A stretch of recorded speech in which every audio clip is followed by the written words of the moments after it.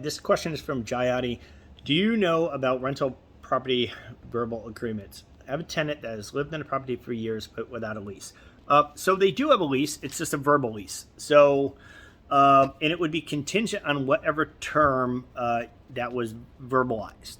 And if it was not verbalized, so if you didn't say, hey, you can move in here for a year and you owe me this amount of rent, that becomes a lease and the term becomes 1 year. Now, and if they basically said, hey, you can move in for a month and just pay month to month, then the term becomes 1 month. So that means if you wanted to give them notice, you would have to base it off of that 1 month.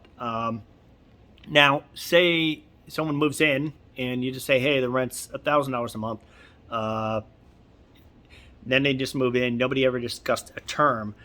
Then that gets a little bit more involved, but it would basically, actually, I don't really have a great answer to this. And I should, because it is a real estate known thing. And I did have an answer for it at one time. I just don't remember it now. I believe it basically goes to that you do have a lease, and if they stay for a year, yes, I'm pretty sure that's it. So if they do have a lease, they stay for a month, then they want, and no one mentioned a term, they didn't mention a duration of time, then the month becomes their duration. Now, if they stay for a year, I believe, and don't quote me on this, but I'm pretty sure this is how it is, they stay for a year, then the term has become a year. So if you wanted to cancel the lease or give them notice, I believe you would have to give them time towards that end of, X number of time towards the end of that next year.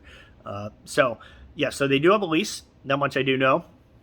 It's just a verbal one. Never do that, by the way. So it's very frowned upon in real estate, and it's going to be very damaging for you and frowned upon in front of a real estate judge.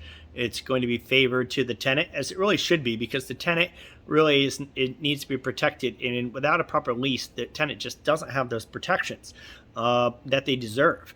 So I certainly can understand the reason why a real estate judge would lean towards the tenant on this. So always get it in writing.